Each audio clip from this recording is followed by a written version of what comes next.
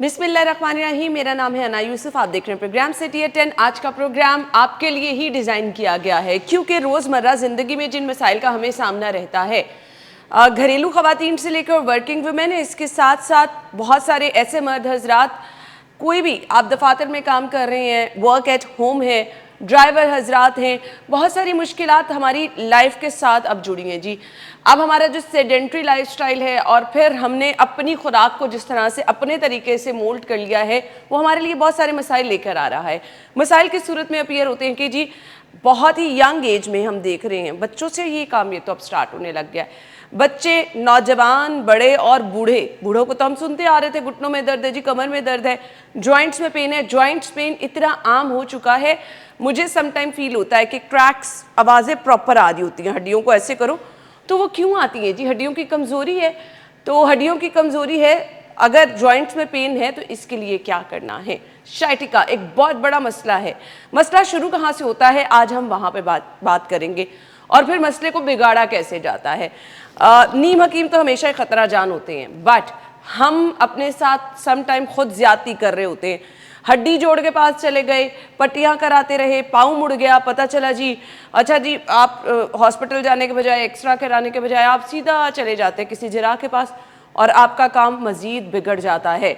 छोटी छोटी गलतियाँ जो हम करते हैं और आगे जाके बड़े मसाइल का वो सबब बन जाती है। बहुत सारी घरेलू ख़वातीन शिकायत करती हैं जी, जो किचन में खड़े होकर ज़्यादा देर काम करती हैं, घर में अगर देख रहे हैं, बच्चों की देखभाल कर रही हैं, गर्दन में पेन रहना, कमर में पेन रहना, फिर इसके बाद किचन में मुसलसल काम करके ये टखनों में पेन रहना जो है वो बहुत ज़्यादा आम हो जाता है। तो इसके लिए क्या करना है जी? हमारे साथ आज के मेहमान मौजूद हैं जी, मैं उनकी तरफ चलूँगी। सलमान साहब मौजूद हैं जी, डॉक्टर सलमान, जो कि फिजियोथेरेपिस्ट हैं। प्रोग्राम में उनको वेलकम कहेंगे। अस्सलाम वालेकुम। वालेकुम अस्सलाम। अच्छा जी, डॉक्टर सलमान से मैंने पूछना है सबसे पहले, ये मेरा सोफ़ा जो है ये मेरे लिए बड़ा समटाइम अनकम्फर्टेबल हो जाता है और आपके बैठने का मैं स्टाइल देख रही हूँ, बड़ा स्टैंड बाय बैठे हैं। अब जब मैं बैठने की कोशिश भी करती हूँ ना तो थोड़ी देर बाद मैं इस तरह हो जाती हूँ, मैं टेक लगाने के 2 घंटे इसी सोफे पे बैठना है, तो प्रॉब्लम तो यहीं से शुरू हो जाती है। अच्छा, इसमें होता ही है कि हमारी स्पाइन को अल्लाह पाक ने इस तरह का बनाया कि इसमें कर्व होना चाहिए। जब भी आप बैठे हैं तो कर्व होना चाहिए। वो खुद ब खुद होना शुरू हो जाता है। मेरी प्रोड्यूसर बार बार कह रही होती है भाई स्टैंड बाय हो जाओ, स्टैंड बाय। फिर मैं इस तरह होने की कोशिश करती हूँ, बट सोफे के अंदर ऐसे लगता है ऐसे अंदर घुस गए। अच्छा, उसकी वजह ये है कि सोफ़ा कभी भी हमारे कंफर्टेबल डिज़ाइन में बैठने के लिए डिज़ाइन ही नहीं किया गया। उसकी वजह ये है कि सोफ़े की ये वाला जो हिस्सा होता है ना, जिसको डेप्थ कहते हैं, ये सोफे की डेप्थ ज्यादा होती है। ठीक है। अब इसमें जब भी हम टेक लगाएंगे तो ऑटोमेटिकली स्लाउच आ जाएगा। एग्जैक्टली, आपने सही कहा, ये चौड़ाई काफी ज्यादा है। हाँ, अब इसका हल ये होता है कि जब भी बैठना है उसमें तरीकाकार ये है, या तो आपका हिप और घुटने 90 डिग्री के एंगल में हो, यानी कि पैरेलल होने चाहिए, बैलेंस में होने चाहिए। नहीं तो आपके घुटने अगर हिप से नीचे होंगे, यानी कि हिप ऊंचा है, घुटने नीचे होंगे, तो आपका नेचुरल कर्व जो है ना स्पाइन का बेहतर रहेगा। इसलिए जब भी सोफे पे बैठना है कोशिश करें कि थोड़ा सा आगे होके बैठें कि हिप ऊंचा हो और घुटने नीचे हो, और सोफे पे टेक नहीं लगानी। अब मेरे लिए बेहतर पोजीशन ये है, जरा गाइड कर दीजिएगा। मैं इस तरह बैठ जाऊं? हाँ, जरा सा आगे हो जाए और पाँव इस तरह क्रॉस कर लें। पाँव क्रॉस करने से क्या होता है? अब इसमें ये है कि अगर तो पाँव सीधे रखेंगे थोड़ी देर बाद अकड़ाव बढ़ जाएगा। क्रॉस करें, फिर इस तरह क्रॉस करें। ये पोजीशन है टांग पे टांग रखने वाली। मैं तो सम टाइम ऐसे भी बैठ जाती हूँ। हाँ, उसमें फिर आपको थोड़ी थोड़ी देर बाद बैलेंस करना पड़ेगा। ये चेंज किया, फिर ये चेंज किया। कई लोग हमारे पास क्लिनिक में आते हैं कि उनको एक ही टांग ऊपर रखने की आदत होती है, एक साइड के मसल वीक हो जाते हैं, खड़े रहते हुए भी एक साइड के ऊपर इस तरह खड़े रहते हैं, पीछे बटुआ रहता है, उससे ही मेन मसले स्टार्ट होते हैं कमर दर्द। डॉक्टर साहब, मुझे तो नमनेस होना शुरू हो जाती है अब, और मैं अगर सेम पोजीशन पे बैठी रहूं तकरीबन कोई आधा घंटा तो होता क्या, वो जैसे कहते हैं ना, आम लोग ये कहते हैं टांग सो गई है, और वाकई वो बड़ा तकलीफ दे मरहला होता है। फिर कुछ तकरीबन 5 मिनट के लिए तो टांग सोई रहती है, नमनेस रहती है। ये वाली जो नमनेस है, ये इस चीज़ की निशानी होती है कि ब्लड फ्लो में रिस्ट्रिक्शन है। नीचे जो टांग में खून की गर्दी जा रही है, वो जब रुकती है किसी खास एंगल की वजह से, जिस तरह कई लोग रात को सोते हैं खास एंगल पे बाजू रखा होता है, सुबह उठते हैं बाजू सो जाता है, तो ये जो आप जो नमनेस बता रही हैं, ये नमनेस है कि आपकी टांग में ब्लड फ्लो कम जा रहा होता है, उसकी वजह से नमनेस आती है। तो इसलिए आपको चाहिए ये कि पोस्चर को स्विच करते रहें ताकि दोनों साइड्स पे बैलेंस रहे। ठीक है, ये कोई वीकनेस तो नहीं है, सुबह उठो तो आपका हाथ सोया हुआ है? नहीं नहीं, ये वीकनेस नहीं है, ये आपके पोस्चर पे है कि आप गलत पोजीशन में बैठेंगे, चाहे आपका जिस्म जितना मर्जी मजबूत है, ब्लड फ्लो में रिस्ट्रिक्शन हो सकती है। हड्डियों की कमजोरी हर बंदा शिकायत कर रहा है, यहाँ से मसला शुरू होता है, जॉइंट्स पेन का, कमर दर्द का, ये मेन चीज है कि आपकी मेन मसला ही कमजोरी से शुरू होता है। लेकिन जब भी हम कमजोरी की बात करते हैं ना, तो सबसे पहला ज़हन जाता है डाइट पे कि खुराक में क्या खाएं कि कमजोरी हो। सबसे पहले हमने करना ये होता है कि जॉइंट्स के एंड पे अल्लाह पाक ने कुछ मैकेनो रिसेप्टर्स रखे होते हैं। अगर तो वो मैकेनो रिसेप्टर्स एक्टिव रहेंगे, उससे स्टिमुलेशन ब्रेन को जाती रहेगी तो जॉइंट और मजबूत होता चले जाएगा। ये जो स्पेस में होते हैं, जो स्पेस में जाते हैं, इनके अंदर होता ही है कि इनको ऑस्टियोआर्थराइटिस होना शुरू हो जाता है, क्योंकि ग्रेविटी असर नहीं कर रही, जॉइंट के मैकेनो रिसेप्टर एक्टिव नहीं होते, जिसकी वजह से उनके जोड़, हड्डियां, भुरभुरी कमजोर होती रहती है, तो उनको सप्लीमेंट्स लेने पड़ते हैं। हमें चूंकि ग्रेविटी हमारे पास मौजूद है, लेकिन हम गलती ये करते हैं कि अपने जिस्म को इस्तेमाल में नहीं लेके आते। पहले ज़मानों में बड़े लोग, बुजुर्ग लोग, मूवमेंट ज़्यादा होती थी, चलना ज़्यादा पड़ता था, लेकिन जैसे जैसे टेक्नोलॉजी आई है, हमारे लिए आसाइशें, आसानी आई हैं, तो हमने एक्टिविटी ही छोड़ दी। हम तो घंटा घंटा बैठ के मोबाइल इस्तेमाल कर रहे हैं, पता ही नहीं टाइम कैसे गुजर गया। घंटों यहाँ पे लैपटॉप पे लोग 8-8 घंटे की शिफ्ट काम कर रहे हैं, पता ही नहीं टाइम कहाँ गुजर गया। एक बड़ी आम चीज़ है, हड्डियों में से आवाज़ें आती हैं, आप घुटने को ऐसे करें ना तो आपको प्रॉपर हड्डियों की आवाज़ सम टाइम फील हो रही होती है। अच्छा, ये जो आवाज़ है ना, इसको कहते हैं क्रेपिटस। अच्छा, इसमें दो किस्म की आवाज़ें हैं। एक आवाज़ है कि आप बैठ के उठे हैं, ये नमाज पढ़ते हुए आप तशहुद की पोजीशन में गए हैं, वापस खड़े हुए, घुटने से कड़क हो गया, एंकल से कड़क हो गया, या टांग थोड़ी देर बाद ऐसे सीधी की कड़क हो गया। ये वाली जो कड़क है, ये बेसिकली आपके अंदर गैस के बबल्स होते हैं, नाइट्रोजन के, वो बबल पॉप करते हैं, जिसकी वजह से आवाज़ आती है। ये नुकसानदेह आवाज़ नहीं है। ठीक है। इवन के उसके ऊपर रिसर्च भी की गई, जिस तरह पहले बुजुर्ग कहते थे ना, उंगलियों से कड़ाके नहीं निकालने चाहिए, उंगलियां खराब हो जाती हैं। एक साइंसदान ने इसके ऊपर स्टडी की और इसको उस पर नोबेल प्राइज मिला। डॉक्टर का नाम था डॉक्टर डोनाल्ड अंगर। इन्होंने क्या किया कि बचपन में इनकी दादी कहती थी हाथ से कड़ाके नहीं निकालने, एक हाथ से वो कड़ाके निकालते रहे। अब वो साहब देखे ना कड़ाके निकालना शुरू हो गए। ये नुकसानदेह है वैसे? नहीं, इसी चीज पे तो उन्हें नोबेल प्राइज मिला। अच्छा। एक हाथ से वो कड़ाके निकालते रहे, दूसरे हाथ को उन्होंने ऐसे छोड़ दिया। 60 साल उन्होंने एक्सपेरिमेंट चलाया। बच्चे थे तब से एक्सपेरिमेंट शुरू किया, एक हाथ से कड़ाके निकालते रहे, दूसरे हाथ को छोड़ दिया। 60 साल के बाद उन्होंने ये कंक्लूड किया, दोनों के एक्सरेज वगैरह करवा के, कि दोनों जॉइंट्स की हेल्थ बिल्कुल ठीक थी। अच्छा, तो यानी कोई नुकसान नहीं है? नुकसान नहीं। तो ये होता वैसे क्यों? आवाज आती कहाँ से? ये देखिए आई है ना आवाज। ये जब भी हम जॉइंट को खास प्रेशर से पॉप करते हैं ना, दबाते हैं, ये अब आवाज प्रेशर की वजह से वो गैस के बबल्स अंदर होते हैं, वो स्क्रीट होते हैं, वो निकलते हैं, तो वो बबल जब फटते हैं तो ये आवाज आती है। देखिए इसमें नहीं आई, लेकिन ये जिस तरह आप पॉप कर रही हैं, इससे जॉइंट खराब होता है। अच्छा, अगर तो आप पॉप करना चाहते हैं ना, तो जॉइंट के एंगल में ही रह के, यानी उंगलियों के वाले से पूछे तो ये पीछे खींचना, आगे खींचना, दबाना, टेढ़ा करना, ये उंगलियों को टेढ़ा करेगा। अगर आपने उंगलियों को निकालने तो इसे कोशिश करें, पकड़ के खींचें, पकड़ के खींचें, वो ट्रैक्शन से निकलते हैं। ऐसे भी निकलते हैं। अच्छा, ऐसे भी निकलते हैं। अच्छा, ऐसे नहीं, मुझे लगता है वो हड्डी ना बाहर आ जाए ज्यादा जोर से करे तो। ये ऐसे एक्सरसाइज हम सम टाइम कर होते हैं और बड़ा रिलैक्स फील होता है। ये अक्सर लोग बैठे बैठे थक जाए ना, तो ये वाला एक एंगल होता है जी, इससे बड़ा रिलैक्स फील होता है। आपको एकदम से स्ट्रेच करें ना, तो ये चीज ऐसे लगता है थकावट उतर गई है। उसकी वजह ये है कि मसल्स जो है ना, सारा दिन एक खास एंगल में रह के ना जुड़े से रहते हैं, स्टिफ रहते हैं। जब उनको स्ट्रेच करते हैं, उनको ऑक्सीजन मिलती है, उनको न्यूट्रिशन मिलती है, वो नरम होते हैं। फ्लेक्सिबिलिटी आपको इंजरी से बचाती है। अगर आपके मसल फ्लेक्सिबल हैं, नरम है, अंदर ऑक्सीजन और फ्लूइड प्रॉपर है, तो आपको इंजरी नहीं होगी, मतलब आपको थकावट नहीं होगी, दर्द नहीं होगी। तो ये जो आपने हाथ की स्ट्रेचिंग बताई, इस तरह कुछ सारे ओवरऑल जिस्म की भी स्ट्रेचिंग होती हैं, कंधे की, बैक की, वो डिपेंड करता है कि आपका काम बैठ के करने वाला है, आपको क्या करना चाहिए। घरेलू खवातीन है, उन्हें क्या करना चाहिए। ये स्ट्रेचिंग एक्टिविटी सारे दिन के 10-15 मिनट लेती हैं, लेकिन आपको आने वाले टाइम में इंजरी से, दर्दों से बचा सकते हैं। ग्रेट। अच्छा जी, स्ट्रेचिंग एक्टिविटीज पे ही हम बात करेंगे। मुझे ब्रेक का कहा जा रहा है, ब्रेक के बाद आते हैं। स्टे विद अस।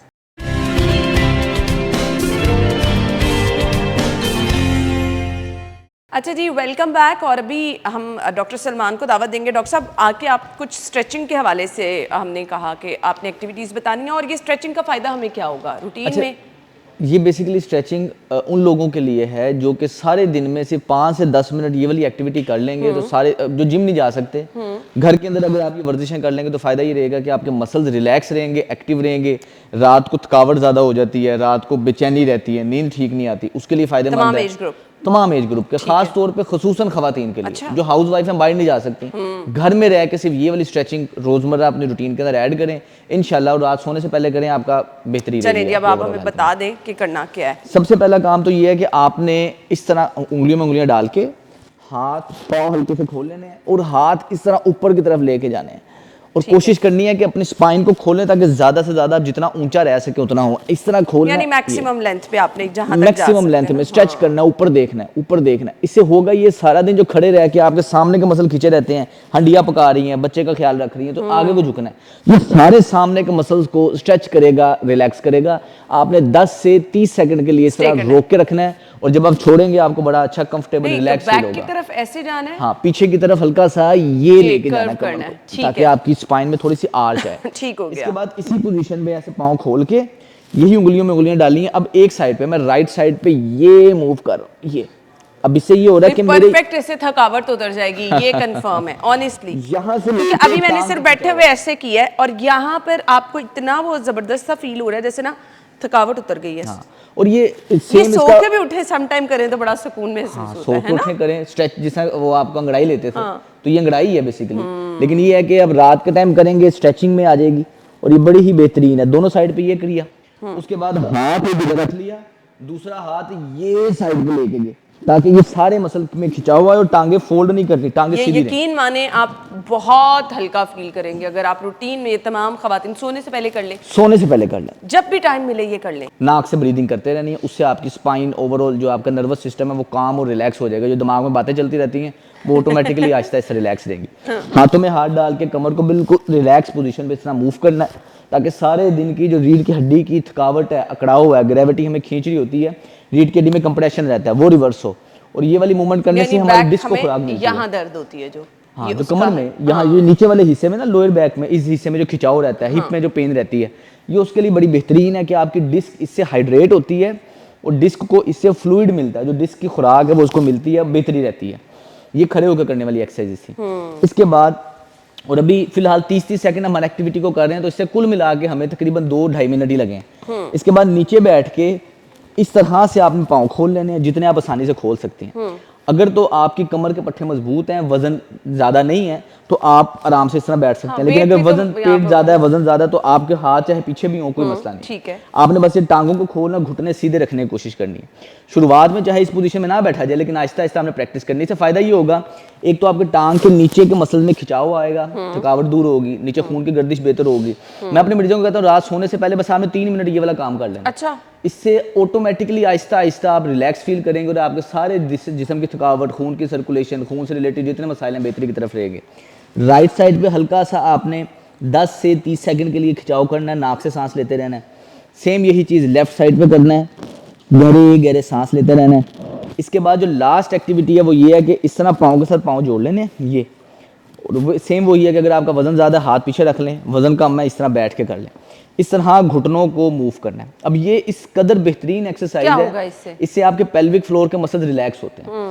और पेल्विक फ्लोर के मसल अक्सर देखा जाता है कि बढ़ती उम्र के साथ या कई लोगों में वैसे भी खांसने छींकने में पेशाब निकल जाता है। इसके अलावा पेल्विक फ्लोर के मसल में वीकनेस की वजह से और काफी ज्यादा इशूज रहते हैं। अच्छा, ये मैंने बहुत लोगों से सुना है कि खांसी आए, छींक आए, सम टाइम आप ऊपर नीचे ज्यादा होकर बैठ रहे हैं तो यूरिन निकल जाता है। बिल्कुल, उसके लिए ये एक्सरसाइज है। उसके लिए ये एक्सरसाइज है, इससे आपके पेल्विक फ्लोर के मसल्स में नरमी आती है, वो रिलैक्स होते हैं।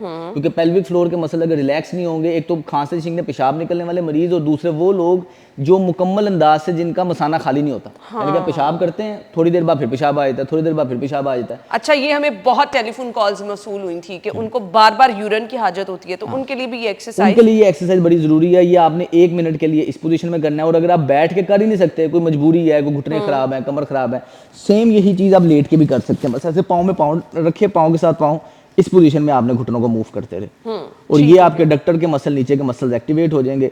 सिर्फ ये वाला काम आप रोजाना की बुनियाद पर कर लें, आप देखें आपके ओवरऑल हेल्थ बेहतर रहेगी, और आहिस्ता आहिस्ता थकावट, ये जो आप सारे जिस्म में एनर्जी कम फील करती हैं, वो सारे मामला बेहतरी। ये बैक पेन का भी कोई हल बता दें। बेतहाशा लोग, मर्द खवातीन, ये दफ्तर में काम करे, यहाँ से दर्द शुरू होती है ये चीज़, और ये पूरी आपकी दर्द जा रही है, क्या करना है इसके लिए? अच्छा, इसके लिए ना स्पाइन के कुछ मसल्स हैं जो कि एक्टिव रहेंगे, मजबूत रहेंगे, आपको कमर दर्द नहीं होगी।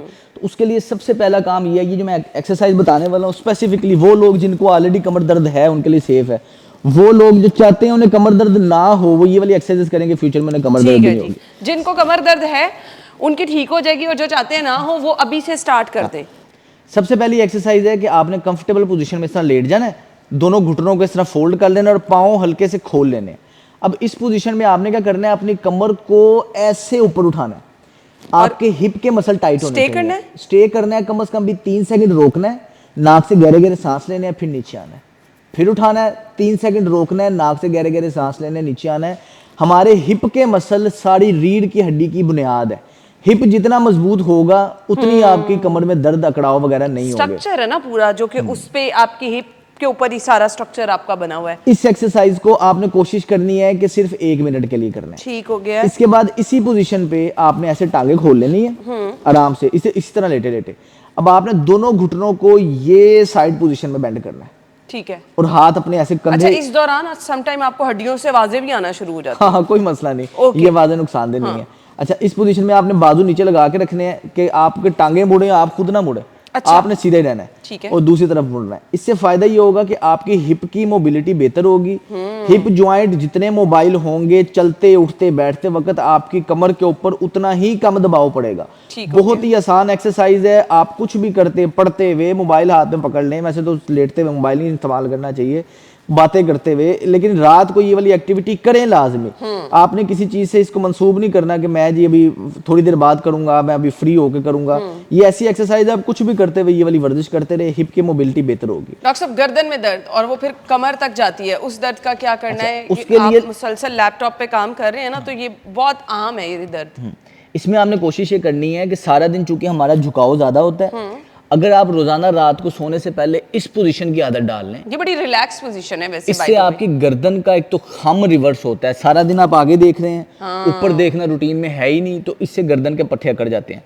रात सोने से पहले 10 से 15 मिनट बस आप इस पोजीशन पे अगर लेटते हैं, सामने मोबाइल लगा लें, किताब लगा लें, तो आपकी गर्दन के मसल, स्पाइन के मसल में एक्सटेंशन आती है, मजबूत होती है। और इसका असर इफेक्ट बढ़ाने के लिए अगर आप टांगों को ये मूव करते हैं तो इससे और असर आता है कि आपके लेग के मसल भी साथ इंगेज हो जाते हैं, टांगों का खिंचाव, टांगों की थकावट ठीक हो जाती है। और मैक्सिमम आपको 15 के मिनट लग रहे हैं, इससे ज्यादा टाइम नहीं लग रहा। और रोजाना करना ही मेन की है। ये ऐसे नहीं है कि आपने एक दिन किया, आपने कहा ओहो मुझे फर्क ही नहीं पड़ा। ये डेली करना है। ये इस तरह ही है कि कतरा कतरा गिर के पत्थर में जिस तरह सुराख कर देते हैं, ये एक्सरसाइज भी थोड़ी थोड़ी करके आहिस्ता आहिस्ता आपके मसल में बेहतरी लेके आती है और आपको दर्दों से बचाती है। अगर कोई मसाज वगैरह कराना हो तो वो भी बेहतर है कि आपने जोर जोर से वो जो मसाज कराने वाला रवाज है, यहाँ से पकड़ा, ये वो नहीं कराना? अच्छा, गर्दन की जो मसाज है वो सबसे ज्यादा खतरनाक होती है। उसकी वजह ये है, सबसे पहले तो ये मैं भी अक्सर ऑयल लगवाते हुए अपनी मुलाजमा को कह देती हूँ अच्छी तरह शोल्डर और गर्दन का मसाज कर दो, नहीं करा। मजा आता है, लेकिन ये आपके लिए इंतहाई नुकसान उस टाइम बड़ा रिलैक्स फील होता है। उसकी वजह ये है कि आपको सबसे पहले समझे गर्दन में कड़ाव आया क्यों है। नॉर्मल पोजीशन में सर आगे रखने की वजह से ये जो पट्टे हैं, इनका काम ये है कि सर को वापस खींचे। अब ये पट्टे जब आपका सर आगे रहता है काम करते हुए, पढ़ते हुए, बैठे हुए हैं, तो आपके ये मसल मुसलसल अकड़ाव में है। ये चाहते हैं आपका सर पीछे रहे। अब इस अकड़े हुए मसल्स को जब आप मसाज करवाएंगे तो वक्ती तौर पे तो नरम हो जाएगा, लेकिन इसके अंदर ये सलाहियत सर को वापस खींच के पीछे लेके आना वो कम हो जाएगी, क्योंकि कमजोर हो जाएंगे, जिसकी वजह से लोगों में आहिस्ता आहिस्ता कुब पड़ जाता है, बकायदा तौर पे इधर हम्प निकल आता है। जो नेक हम्प है उसकी मेन वजह ये होती है कि आपका एक तो फॉरवर्ड कैरिज है और दूसरा आप मसाज करवा करवा के मसल को नरम और कमजोर किया हुआ है। इसलिए कोशिश करें कि मसाज ना करवाएं, इसकी बजाय आप मसल को स्ट्रेच करें। अब इसकी स्ट्रेचिंग क्या है कि आपने रोजाना दिन में गर्दन को पूरा ऊपर की तरफ लेके जाएं, जितना मैक्सिमम जा सकते हैं। ठीक है। 30 सेकंड तक रोक के रखें, पूरा राइट साइड पे लेके जाएं ताकि आपके ये वाले मसल में खिंचाव हुआ है। 30 सेकंड तक एक साइड पे आपने रोक के रखना है। ठीक है। इसके बाद आपने नीचे देखना है और इसको पूरा बेंड करना है ताकि मसल पीछे से सारे खिंचाव में आए। थकावट आपकी ऑटोमेटिकली ठीक हो जाएगी। लेकिन दबाना, मसाज करवाना वो गर्दन के लिए मना है। सारे जिस्म की वैसे कभी भी करवा ले बंदा, लेकिन गर्दन की नहीं करवानी चाहिए। गर्दन की नहीं करवानी चाहिए। उस टाइम आप बड़ा रिलैक्स फील कर रहे होते हैं, लेकिन ये प्रैक्टिस आपके लिए नुकसानदेह हो सकती है। ये जो टखनों में खवातीन जो किचन में काम कर रही होती हैं, जॉइंट्स में पेन, ये चीज़ दर्द की बहुत शिकायत करती हैं, तो इसके लिए क्या करना है? अच्छा, इसके लिए सबसे जो आसान हल है वो ये है कि आपने कोशिश करें कि एक तो कई लोगों को आदत होती है कि एक साइड के ऊपर वजन डाल के खड़े होते हैं। एक तो इसे अवॉइड करें। जब भी आप किचन में खड़े हैं तो थोड़े से पाँव खोल के इस बैलेंस पोजीशन में खड़े हैं। जब भी आप किचन में खड़े हैं, कुछ करिए। अब वो काम करते करते आपका ध्यान भी नहीं रहता, लेकिन आप जब रूटीन में करना शुरू होंगे ना तो आपको आदत हो दूसरे नंबर पे जूता कंफर्टेबल पहने। ठीक है। जूता वो वाला पहने जिसके अंदर आपकी उंगलियां हिल सके। हम लोग जूता वो पहनते हैं कि आगे से उंगलियां टाइट होती हैं, जिस तरह आपने जूता जो पहना है आगे से टेपर लुक वाले जूते हैं। जी। इसकी वजह से आपके पाँव पकड़ा जाता है, जिससे आपके नीचे ब्लड फ्लो कम जाती है। और जो तीसरी जो ये एहतियात है, जो सबसे जरूरी वो एक्सरसाइज है, वो ये है कि आपने पंजे के बल आके पाँव हल्के से खोल के हाथ ये इधर रख लें। अगर तो बैलेंस अच्छा है, बैलेंस अच्छा नहीं है साथ कुर्सी पकड़ लें, कोई मसला नहीं। ऊपर जाएं, नीचे स्लो आएं, ऊपर जाएं, नीचे स्लो आएं। एक तो ये एक्सरसाइज आपके एंकल की पेन कभी नहीं होने देगी। अच्छा। दूसरे नंबर पे इस मोच काम करते करते कर लें। काम करते करते कर लें। आप किचन में चाय पक रही है, उबल रही है, तो आप ये साथ साथ कर लें, कोई मसला नहीं। लेकिन दूसरे नंबर पे इसका फायदा ये होगा, जिस तरह दिल धड़क के सारे जिस्म में खून पुंज जा रहा है, टांगों के मसल अगर कमजोर हैं, इसके अंदर भी अल्लाह पाक ने दिल रखा हुआ है, इसको सेकंड हार्ट कहते हैं, पेरिफेरल हार्ट कहते हैं। अगर आपकी पिंडली के पट्टे मजबूत हैं तो नीचे से वापस खून ऊपर जाएगा। लेकिन अगर आप ये वाली एक्सरसाइज करते हैं तो टांगों में कभी सोजिश नहीं होगी। वेरिकोज वेन्स का मसला, टांगों के अंदर खून की नालियां नजर आती हैं, नीली नीली सी, इस जगह पे तो आना वो शुरू हो वेरिकोज वेन्स अगर हैं तो खत्म हो जाएंगी, अगर नहीं है तो फ्यूचर में आएंगी नहीं। अच्छा, ये दोबारा बता दें जिन लोगों की यहाँ बारीक बारीक नसें नजर आती है ना खून वाली, इसके अलावा उनके लिए टांगों पे बड़ा भी होती है मसला। लोगों के ना बाकायदा अच्छा। विजिबल टांगों पे भी। अच्छा, 2-3 लोगों को तो मैंने देखा, उन्होंने प्रॉपर दिखाया, बताया कि ये चीज जो है ना यहाँ पे बहुत नुमायां हो रही होती हैं, और रगें ऐसी होती हैं जैसे बिल्कुल फटने वाली हैं, वो पर्पल हो चुकी होती हैं बिल्कुल। तो उसके लिए एक्सरसाइज बहुत सारी बेहतरीन एक्सरसाइज है। सिर्फ आपने इस पोजीशन में, ये पंपिंग एक्शन इसको कहते हैं, ऊपर जाना नीचे आना। थोड़ा सा ये देखो ना, मैं आपको करके भी दिखा देती हूँ। रूटीन में आप अगर ये चाय बनाने खड़ी हुई हैं तो करते रहे, यूं करना है आपने, और ये ऊपर नीचे स्लो आना है, हाथों की पोजीशन। अच्छा, हाथ यहाँ इधर रख लें, या आप सामने पकड़ लें, या चूल्हा पकड़ा हुआ है, या कोई भी यानी चीज ये पकड़ लें, किया है तो स्लो नीचे आना है ये। ओके। और ये बार बार करना है। जितनी ज़्यादा आपके काफ के मसल मजबूत हैं उतना ज़्यादा आपके लिए ओवरऑल हेल्थ के अलावा, वो लोग जो डाइटिंग वगैरह करते रहते हैं और दवाइयाँ वगैरह ले रहे हैं लेकिन शुगर कंट्रोल नहीं हो रही, उन वॉक नहीं कर सकते, घुटनों में दर्द है, जोड़ों में दर्द है, वो ये करें। यानी ये शुगर के पेशेंट के लिए भी बहुत सेफ एक्सरसाइज है। ये घुटने में अगर दर्द है, और ये हम समटाइम देखते हैं ये इस तरह भी नहीं आपकी लेग ऊपर हो रही होती, तो क्या करना है इसके लिए? अच्छा, घुटने की पेन के लिए ये टर्न नहीं ना होती है ऐसे कुछ लोगों की लेग। अच्छा, इसमें दो चीजें हैं, एक तो है घुटने में दर्द है, टर्न हो जाती है, वो एक अलग सिनेरियो। वो है कि आपको घुटने के आसपास के मसल कमजोर हैं, उनको मजबूत करेंगे, ठीक हो जाएगी। कई लोगों की टांग टर्न ही नहीं होती, खासतौर पे बुजुर्गों की, खवातीन की जो बड़ी एज में जाती हैं, ये ऑस्टियोआर्थराइटिस है कि घुटने के अंदर अल्लाह पाक ने चिकनाई रखी होती है, वो चिकनाई आहिस्ता आहिस्ता कम होती है, घुटने की बेंड होने की सलाहियत ये यूं कर देती है ना, वो घुटने की बेंड होने की सलाहियत खत्म हो जाती है, पाँव में टेढ़ापन आना शुरू हो जाता है। ऑस्टियोआर्थराइटिस के लिए एक्सरसाइज और ट्रीटमेंट अलग है। ये जो घुटनों में जो आम जो दर्द घुटनों में होती है, उसके लिए सबसे बेहतरीन और आसान एक्सरसाइज है कि आप आराम से लेट कर एक टांग फोल्ड कर लें, दूसरी टांग ऐसे सीधी कर लें, इस टांग को आपने हवा में रोक के रखना है और अकड़ा के रखना है, यानी कि जितना आप अकड़ा सकें। इस पोजीशन में पंजे को आगे पीछे करें।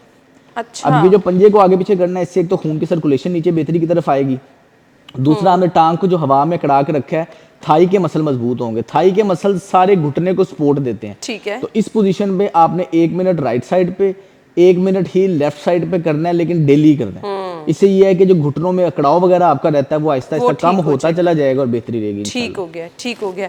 अच्छा, इसके साथ साथ ये चीज़ें तो हम ना नॉर्मल रूटीन में देखते हैं कि अगर आप करते रहे बेहतरी आ जाती है। तो अब हमने ये अपने नाजरीन के साथ शेयर करना है कि रोज़मर्रा जो हमारी चीज़ें हैं ना, उनको हमने बेहतर कैसे करना है। वो यही रूटीन अगर आपकी रहेगी, जो स्ट्रेच के हवाले से एक्टिविटीज़ हमें बताई वो ठीक रहेंगी। अच्छा, अब लोग यहाँ से पेन आके जो बाजू तक आ रही है, नमनेस हो रही है, उसकी रीज़न क्या होती है? गर्दन से नसें आपके बाजू में जा रही होती हैं।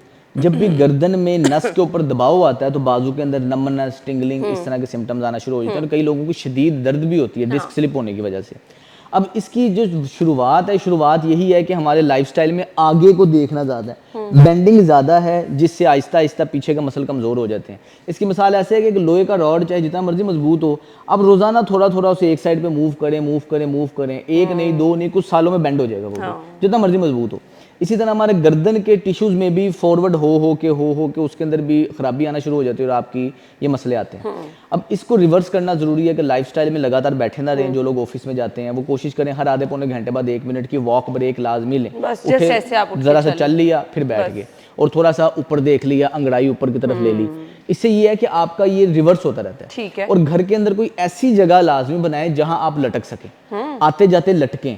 अब चाहे आप खातून है चाहे आप मर्द हैं, लटकने का फायदा ये होता है कि सारा दिन रीढ़ की हड्डी आपकी स्पाइन में दबाव डाला हुआ है, एक तो वो दबाव रिवर्स होगा, बैठने से आपके कंधे आगे को झुके हुए वो आपके रिवर्स होंगे, जिसकी वजह से पोस्चर बेहतरी की तरफ आप करेंगे तो 2-3 दफा पुल ना करें, बस ऐसे पकड़ के डेड हैंग जिनको कहते हैं, पकड़ के बिल्कुल आपने ढीला सा लटक लिया, उससे रीढ़ की हड्डी खुलती है। अच्छा, वो आपके लिए बहुत फायदेमंद एक्सरसाइज है, हर किसी को करनी चाहिए। एज ग्रुप की रिस्ट्रिक्शन नहीं, एज ग्रुप की रिस्ट्रिक्शन नहीं है, बस ये है कि आपको उतना प्रेशर डालें जितनी करते वक्त आपको दर्द नहीं हो रही। तो अगर जिन लोगों का वेट ज्यादा है वो क्या करें? वो भी ये कर सकते हैं, जिस्म को आहिस्ता आहिस्ता आदत डालें, लेकिन वेट की मैनेजमेंट भी साथ साथ जरूरी है। हर कंडीशन के लिए वेट मैनेज साथ होना चाहिए। लेकिन ये चीज़ें अगर आपको जोड़ों का दर्द है आप कोई ट्रीटमेंट नहीं करवाते, आपका वजन ज्यादा है, आपको जोड़ों का दर्द है, सिर्फ आप अपना वजन कम कर लेते हैं, आपकी 50% से ज्यादा पेन की इंटेंसिटी कम हो जाती है। अच्छा, एक चीज़, क्योंकि मैंने बहुत सारी खवातीन को देखा है, बहुत सारी बच्चियां इस पेन से परेशान होती है। खवातीन के मखसूस अयाम में बैक में जो पेन रहती है, इस साइड पे जो पेन रहती है, उसके लिए क्या कोई एक्सरसाइज रिकमेंड करेंगे? अच्छा, ये भी ना पेल्विक फ्लोर के मसल्स के अराउंड अगर स्टिफनेस और टाइटनेस होती है, उसकी वजह से मसले रहते हैं। ठीक है। तो अगर ये स्टिफनेस और टाइटनेस कम हो जाएगी तो वो बड़ा आसानी से बेहतरी की तरफ रहेगा। तो इसके लिए जो मैंने आपको ये वाली एक्सरसाइज बताई थी ना, बैठ के ये करनी है, इससे एक तो पेल्विक फ्लोर के मसल में रिलैक्सेशन आती है, फ्लेक्सिबिलिटी आती है। इसके अलावा इसी के अंदर एक मॉडिफिकेशन है। सबसे पहले तो आपने आराम से बैठना है, ये रखना है, और इसमें तरीका ये है कि पहले से अच्छी तरह आपने मूव करना है। जहां आपको लगे जलन होना शुरू होगी, थकावट होना शुरू होगी, वहां आपने रुक जाना है। अच्छा डॉक्टर साहब, आपने ब्लड प्रेशर के लिए भी एक्सरसाइज बताई थी, तो वो भी हमारे साथ प्लीज शेयर कर दें। अच्छा, इसके अंदर ये है कि हर घर के अंदर दीवार होती है। सपोज करें कि ये दीवार है, अब आपने क्या करना है कि आपने दीवार के साथ इस पोजीशन पे, इसको कहते हैं वाल चेयर, दीवार के साथ आपने इस तरह बिल्कुल जुड़ जाना है और हल्का सा घुटनों को इस तरह बेंड कर लेना है। अब आपके घुटने अगर मजबूत हैं, घुटनों में दर्द नहीं है, आप जितना मर्जी नीचे जा सकते हैं। घुटने कमजोर है, दर्द होती है, तो थोड़ा नीचे जाएं। पाँव खोल के इस पोजीशन में खड़े होने का एक तो फायदा ये होगा कि ये आइसोमेट्रिक बेस्ट एक्सरसाइज है, आपके ब्लड फ्लो को, ब्लड प्रेशर को कंट्रोल में लेके आती है। योगा, आपका पिलाटे, जॉगिंग, सबसे बेस्ट बीपी के हवाले से अगर हम देखा जाए ये एक्सरसाइज जिनका हाई रहता है, जिनका हाई रहता है, रोजाना करें। इससे फायदा ये होगा कि 1 मिनट आपने ये करना है, एक तो आपकी टांगों के मसल मजबूत होंगे, टांगों में सोजिश नहीं होगी, बीपी कंट्रोल में लेगा। उसके अलावा आपकी टांगें मजबूत रहेंगी, घुटने मजबूत रहेंगे, तो इंशाल्लाह फ्यूचर में कमर दर्द, घुटनों का दर्द, एंकल पेन आपको नहीं होगी। रोजाना 1 मिनट सुबह, 1 मिनट शाम, ये वाली एक्सरसाइज करनी है। बस आपने इसी पोजीशन बस इस पोजीशन में रहना। फर्ज करें आप 10 सेकंड करके थक गए हैं, दर्द है, टांगे कमजोर हैं, अब खड़े हुए, सांस लें, टांगे हिलाएं, उसके बाद दोबारा कंफर्टेबल पोजीशन में बेड के दीवार के साथ आपने ये करना है। सर भी साथ लगाएं, बहुत इजी एक्सरसाइज है, लेकिन रोजाना करना ही मेन मकसद है। 30 सेकंड से आप स्टार्ट कर दें। आपने करना है 1 मिनट है, 5 सेकंड 5-5 सेकंड करके बढ़ाते रहें, लेकिन 1 मिनट करने की पोजीशन आ गई, इसका मतलब हमारी टांगे पहले से मजबूत हो रही हैं। और अगर 1 मिनट आप एक टाइम पे कर सकते हैं, फिर दिन में 2 बार सुबह शाम आपने करना है। चलें जी, ये बहुत जबरदस्त एक्सरसाइज है, जरूर कीजिए। इसका फीडबैक भी आप हमें दीजिए और इंशाल्लाह आपके मसाइल जो हैं उसके हवाले से हम जरूर आगे भी डिस्कशन करते रहेंगे। Thank you so much doctor साहब, आपके टाइम का बहुत बहुत शुक्रिया। हम ब्रेक के बाद आपको ज्वाइन करते हैं, stay with us.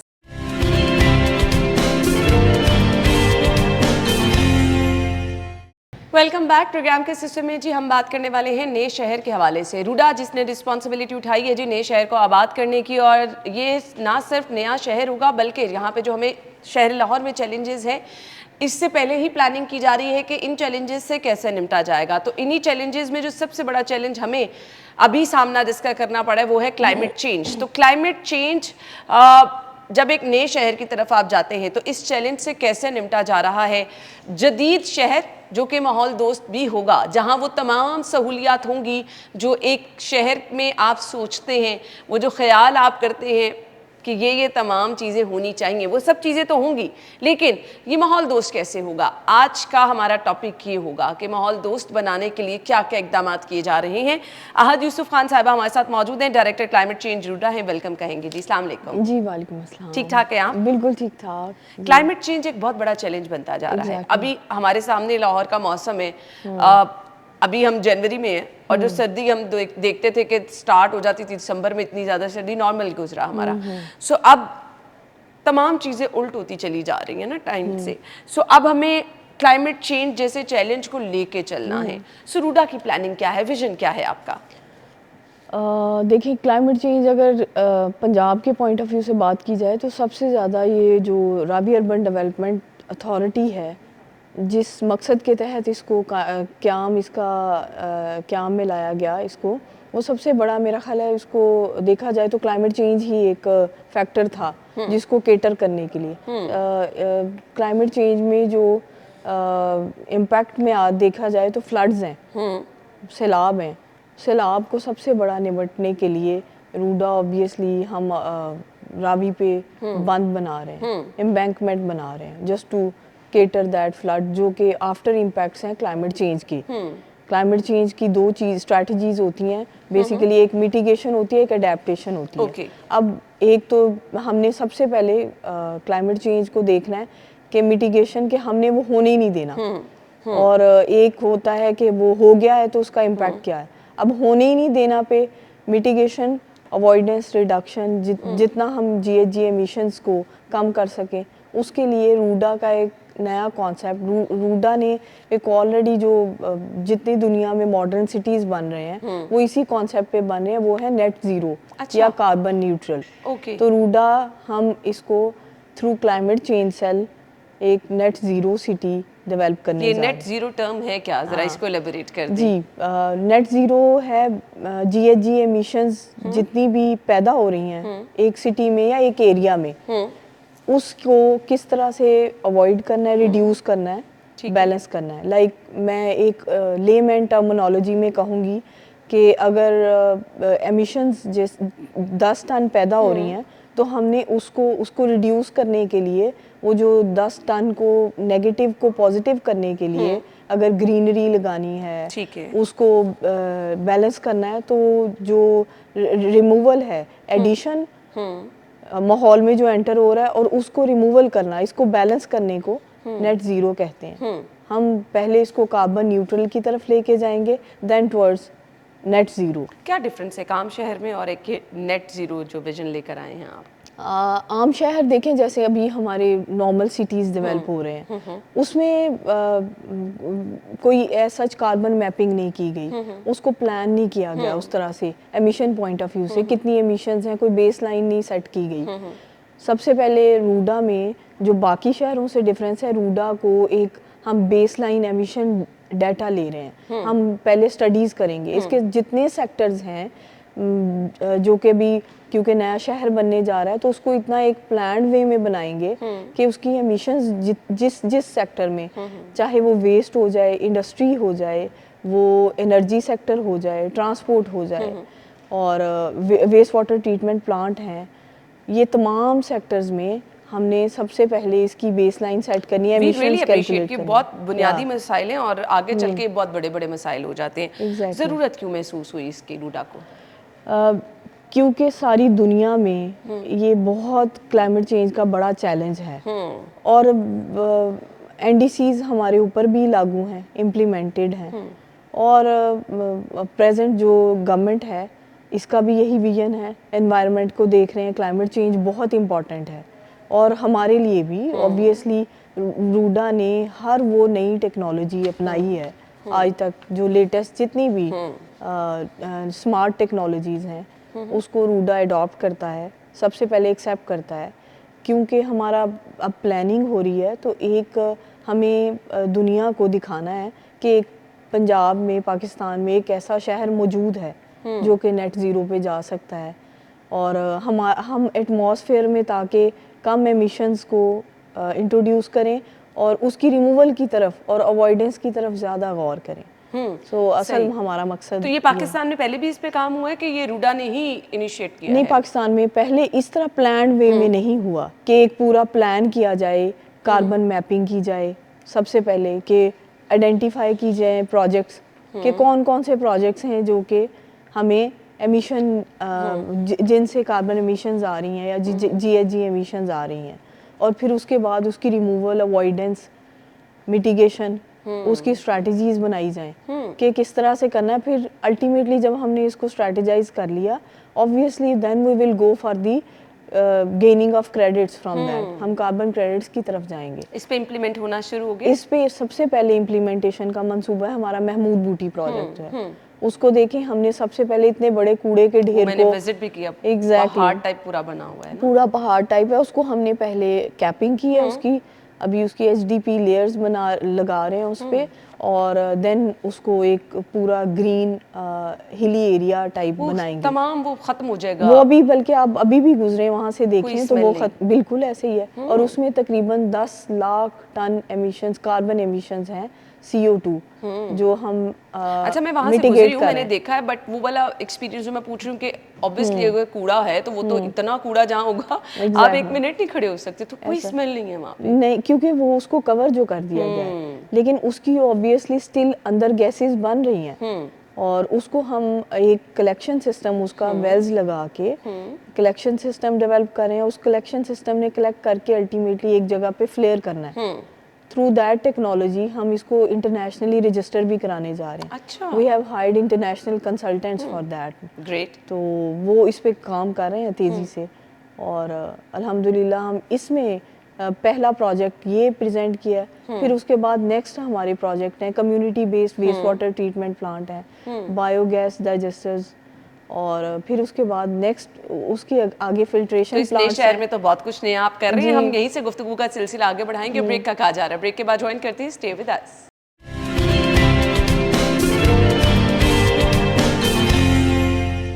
Welcome back once again. So climate change की बात हो रही है और रूडा ये रिस्पॉन्सिबिलिटी जिस तरह से लेकर चल रहा है, हम अप्रिशिएट तो करें, मैं हैरान बहुत हो रही हूँ क्योंकि पाकिस्तान में पहले ये चीज़ें हमने सुनी नहीं है। सो सोलर विंड या फिर दीगर जदीद तरीके तवानाई का जो इस्तेमाल किया जा रहा है, आज साहिबा इस पर भी रोशनी डाल दीजिएगा। Solar renewable energy, clean energy जिसे कहते हैं हम, इसको सबसे पहले मतलब हमारी बिल्डिंग्स एनर्जी एफिशिएंट बिल्डिंग बनाएंगे हम, स्मार्ट बिल्डिंग्स जिनमें एनर्जी एफिशिएंसीज का कॉन्सेप्ट होगा, लाइक जिसमें वंस अगेन ये भी काम पहले किसी ने नहीं किया था कि आप बिल्डिंग्स ऐसी बना रहे हैं। बिल्कुल ऐसे ही है उसको टेक्नोलॉजी। फिर हम जो मज़ीद है स्मार्ट मीटरिंग, रूडा की जो इसी इलेक्ट्रिसिटी के पॉइंट ऑफ व्यू से ही और एनर्जी एफिशिएंसी के पॉइंट ऑफ व्यू से ही स्मार्ट मीटर जो इलेक्ट्रिसिटी मीटर बिलिंग है उसका कॉन्सेप्ट एक इंट्रोड्यूस करा रहे हैं। फिर हम जो वेस्ट वाटर ट्रीटमेंट प्लांट हैं उसको एक अच्छा, अब हमारे शहर में अगर देखें ना, शहर लाहौर में पानी का मसला बहुत बड़ा है। ज़ेरे ज़मीन पानी, आप टैप वाटर पी नहीं सकते हैं क्योंकि पानी कम होता चला जा रहा है। और हम ये कहते हैं पता नहीं कराची वाले हालात तो हो जाए, हमारी आने वाली नस्लों को पानी मैसर भी होगा नहीं होगा। सो रूडा इस मसले को बहुत अच्छे तरीके से लेके चल रहा है। वाटर मैनेजमेंट के हवाले से क्या सिस्टम है जी आपका? वाटर मैनेजमेंट का हमारा वाटर सप्लाई सिस्टम एक सिस्टमाइज होगा। इसमें भी हमारा एनर्जी एफिशिएंसी को हमने कंसीडर किया मेनली, और क्लीन वाटर जो है, क्लीन वाटर हम डेवलपर्स के साथ मिलके एक स्ट्रेटजाइज करेंगे कि फिल्ट्रेशन प्लांट्स को इंट्रोड्यूस कराया जाए और उस प्लांट्स को भी हम अल्टीमेटली जो फिल्ट्रेशन प्लांट है उनको कार्बन क्रेडिट्स के लिए लेके जाएंगे। क्योंकि देखिए अगर फिल्ट्रेशन प्लांट अगर नहीं है, हम सबसे पहले हमारा स्टार्ट होगा रूडा विलेजेस से जो ऑलरेडी डेवलप्ड है। ठीक है, विलेजेस में फिल्ट्रेशन प्लांट के लिए हम इसको एक कॉन्सेप्ट पेपर डेवलप कर रहे हैं। एक जो विलेजर साफ पानी पीना चाहता है वो उसका क्या तरीकेकार होगा। ऑब्वियसली वो पानी भरेगा कहीं से और जाके वो चूल्हे पे रखेगा और वो लकड़ी जला के उस पानी को उबालेगा जी। तो ये जो पूरा प्रोसेस है इसमें इटसेल्फ बहुत सारी एमिशंस आ जाती हैं। इन एमिशंस को हमने रिड्यूस करके एक फिल्ट्रेशन प्लांट अगर लगाना है तो इसके थ्रू भी जरूरत नहीं महसूस होगी। एक तो एमिशन रिडक्शन होगी, पानी साफ मिल गया विलेजर्स को, और हमें अल्टीमेटली उसके थ्रू कार्बन क्रेडिट्स हासिल करने का मौका मिल गया, जो कि हमने इसको किया स्ट्रीमलाइन। ये जो ऑलरेडी आबे पाक अथॉरिटी ने मंसूबा किया फिल्ट्रेशन प्लांट का, उसको हमने रेप्लिकेट करना है इन विलेजेस। ठीक है। और दूसरा जो है हमारा community based waste water treatment plant है, उसमें सारे वेस्ट वाटर ट्रीटमेंट प्लांट सारे विलेजेस में हम रूडा के विलेजेस को स्मार्ट विलेजेस बनाएंगे। चलिए जबरदस्त, यानी विलेजेस पे सबसे ज्यादा तवज्जो दी जा रही है।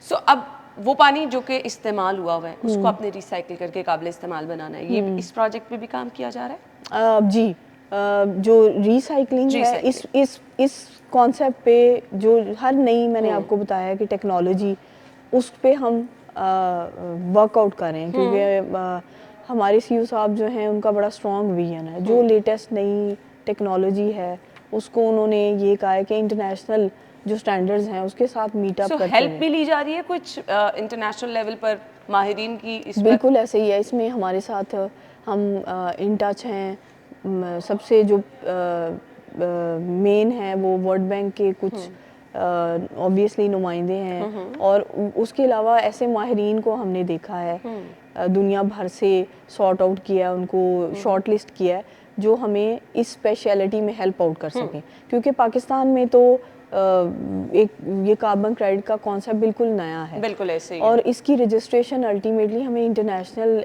जो एंटिटीज़ हैं उनके साथ मिलके नो डाउट वहाँ से आपको हेल्प लेनी पड़ेगी क्योंकि यहाँ पे पहले इस पे काम हुआ नहीं।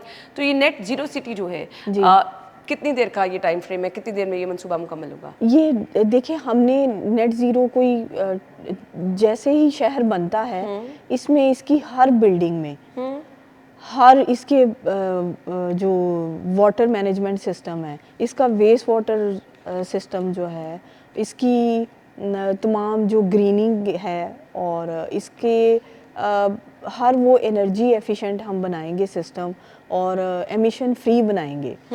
That's our concept. वो Continuous ये process बिल्कुल होगा। ये डेवलपमेंट में हमारे बिल्डिंग कोड्स में ये शामिल है, हमारे लॉज ये डेवलप हो रहे हैं सस्टेनेबिलिटी के पॉइंट ऑफ व्यू से, नेट जीरो के पॉइंट ऑफ व्यू से। सही। हमने इको फ्रेंडली लिवेबल सिटी बनाना है That's ताकि really great. रूडा से कोई ऐसी एमिशन इम्पैक्ट ना कर सके बाकी सिटी को और इसके ट्रांसपोर्ट को, ईवीज को, इलेक्ट्रिक व्हीकल्स को। इसका ट्रांसपोर्ट सिस्टम, ट्रांसपोर्ट स्ट्रेटजी बन रही है हमारी पूरी, जो इको फ्रेंडली बसेस होंगी एटलीस्ट, इसका यानी ट्रांसपोर्ट ये जो हमें सिस्टम स्मॉग का सामना रहता बिल्कुल है, ऐसे ही पहले इसको- से ही प्लानिंग की जा रही है। पहले से ही प्लानिंग की जा रही है कि हमारी तरफ से ना कंस्ट्रक्शन पॉइंट ऑफ व्यू से, ना वेस्ट पॉइंट ऑफ व्यू से, ना सॉलिड वेस्ट को स्ट्रेटेजाइज किया जा रहा है। किसी पॉइंट ऑफ व्यू से हमें एमिशंस हमारे दूसरों को इम्पैक्ट ना अब करें। इतना जबरदस्त काम हो रहा है, ऑब्वियसली इसको बड़े स्मार्ट तरीके से मॉनिटर भी किया गया जा रहा होगा। Exactly, जदीद हाँ। टेक्नोलॉजी है, कौन सा तरीका इस्तेमाल किया जा रहा है इसके लिए? अभी हम जो सबसे पहले ना कार्बन मैपिंग करा रहे हैं पूरे रूडा की। देखें पूरे रूडा की पहली दफ़ा किसी ने ये कॉन्सेप्ट लिया है कि उसको कार्बन मैपिंग करा के एमिशन सबसे पहले बेसलाइन स्टडीज़ हमने इस्टेब्लिश करनी है ठीक। कि कहाँ से कितनी कितनी एमिशंस हैं बिफोर और कितनी आ सकती हैं आफ्टर। पहले बेसलाइन हमने सेट कर ली, फिर उसके बाद हम इसके मुताबिक मॉनिटरिंग, रिव्यू और वेरिफिकेशन MRV अपना सिस्टम इंटरनल डेवलप करेंगे। हमारा एक ट्रैक रिकॉर्ड होगा कि दीज आर दी एमिशंस और इसको करने के लिए हर सेक्टर में किस तरह कौन कौन सी टेक्नोलॉजी, स्मार्ट टेक्नोलॉजी है जिससे हम एनर्जी एफिशिएंसी की तरफ जा सकते हैं, कार्बन एमिशन फ्री कर सकते हैं इस सिटी को। वी रियली होप कि पाकिस्तान के दूसरे शहरों के लिए भी एक मिसाल बन जाएगा ये। एग्जैक्टली ये इंशाल्लाह होप सो माहौल दोस्त ये शहर है, सो मैसेज क्या देना चाहेंगे आप देखने वालों को? मैसेज मेरा ये है कि हमें सबको मिलके इनफरादी तौर पे हम जैसे इस शहर को एक नेट ज़ीरो सिटी बनाने की तरफ लेके जा रहे हैं, तो ये क्लाइमेट चेंज एक कितना बड़ा मसला है कि इंडिविजुअली भी हमें तमाम पाकिस्तान के गवर्नमेंट डिपार्टमेंट्स को और प्राइवेट इदारों को ये हर इंडिविजुअल को अपने घर से हमें ये शुरू करना है। बिल्कुल ये स्ट्रैटेजी अपने पास, हमें ये एक अवेयरनेस भी होनी चाहिए और हमें इसको अडॉप्ट भी करना है और इसको इम्प्लीमेंट भी करना है प्रैक्टिकली, ताकि हमारा मुल्क भी जो है, हम बेशक हम बहुत ज़्यादा कंट्रीब्यूटर नहीं हैं, लेकिन हम इम्पैक्ट बट आने वाले टाइम में चैलेंजेस बढ़ते जाएंगे ना हाँ। अगर आपने कुछ ना किया। थैंक यू सो मच जी, आपके टाइम का बहुत बहुत शुक्रिया and good luck. Thank you हमें so इजाज़त दीजिए, अल्लाह हाफ़िज़।